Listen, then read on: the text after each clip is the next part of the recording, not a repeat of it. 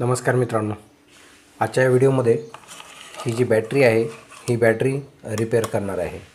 तर ही बॅटरी सध्या चालू होत नाही। मग सुरुवातीला हा कवर इथे मी रिमूव्ह करून घेतो।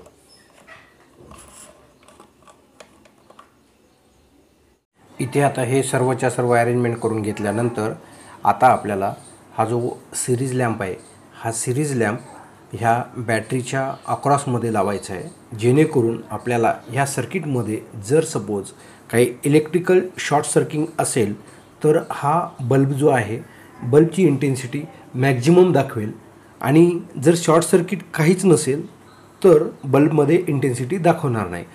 कुठलेही इलेक्ट्रिकलचं सर्किट अशा पद्धतीने जर चेक करायचं असेल किंवा कुठलाही पॉवर सप्लाय जर चेक करायचा असेल तर त्यावेळी अशा प्रकारचा हा एक सिरीज लॅम्प त्याच्या अक्रॉसमध्ये लावायचा। त्यानंतर आपल्याला ह्या कार्डमध्ये जर सपोज इलेक्ट्रिकल शॉर्टिंग असेल तर लगेच आयडेंटिफाय होते। आता मी ह्या इथे सिरीज लॅम्प मी इथे कनेक्ट केलेला आहे। सिरीज लॅम्प कनेक्ट केल्याबरोबर ह्याचा अर्थ हा सिरीज लॅम्प ओके आहे।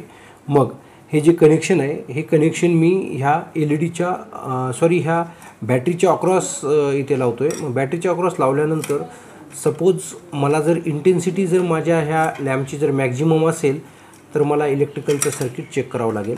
आणि जर सपोज ह्या ठिकाणी इंटेन्सिटी जर कुठल्याही प्रकारची जर इंटेन्सिटी दाखवत नसेल तर हा इलेक्ट्रिकलचा कॉर्ड ओके आहे। तर इथे मी आता सप्लाय देतो आहे। सप्लाय दिल्यानंतर आपल्याला फक्त हा एक LED ऑन होताना दिसतोय। तर ह्याचा अर्थ काय होतं की इलेक्ट्रिकलचं जे सर्किट आहे हे सर्किट ओके आहे।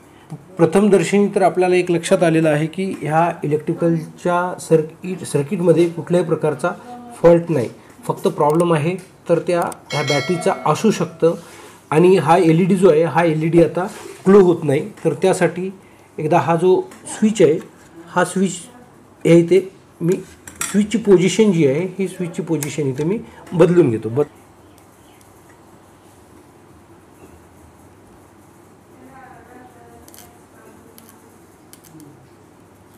हे अशा पद्धतीनं हे दोन्हीच्या दोन्ही LED ओके आहेत। तर फक्त आता प्रॉब्लेम दिसतोय तर हा बॅटरीचा प्रॉब्लेम आहे। कारण जेव्हा मी इलेक्ट्रिकलचा सप्लाय देतो, इलेक्ट्रिकलचा सप्लाय दिल्यानंतर हा स्विच हा LED ओके आहे आणि हा LED पण ओके आहे। फक्त बदलावी लागेल ती बॅटरी। 100% आपला आता हा रिझल्ट लक्षात आलेला आहे। या बॅटरीचा जो व्होल्टेज आहे बॅटरीचा सफिशियंट व्होल्टेज या सर्किटला देत नसल्यामुळे हे सर्वच्या सर्व अरेंजमेंट स्टॉप झालेली आहे। इथे एक डाऊटफुल आहे बॅटरीवरतीच, तर बॅटरीचा आता व्होल्टेज इथे चेक करून घेऊ। बॅटरीचा व्होल्टेज चेक करत असताना या मल्टीमीटरमध्ये आपल्याला कुठली व्हॅल्यू शो होते का पाहूया। तर 2.2 व्होल्ट ही बॅटरी आता डेड झालेली आहे। तर मित्रांनो, या अशा पद्धतीचं हे सिरीज लॅम्प कुठल्याही इलेक्ट्रिकलच्या सर्किटमध्ये पॉवर सप्लायच्या रिलेटेड कुठलेही एक सर्किट असेल तर सिरीज लॅम्प कनेक्ट केल्यानंतर आपल्याला सर्किटमधील इलेक्ट्रिकल फॉल्ट जो आहे किंवा शॉर्ट सर्किट जो आहे तो पहिल्या क्षणीच आपल्याला लक्षात येतो। मग बाकीची जी काही आपली मेहनत आहे ती मेहनत आपल्याला कमी करता येतं। कारण काय होतं की सुरुवातीला आपण प्रत्येक कंपोनंट टेस्ट करत बसण्यापेक्षा जेव्हा आपण सिरीज लॅम्प हा कनेक्ट करतो त्यावेळेस आपल्याला इलेक्ट्रिकलच्या जी काही इलेक्ट्रिकलचं कार्ड आहे त्यामधलं फॉल्ट शोधायला सोपं जातं।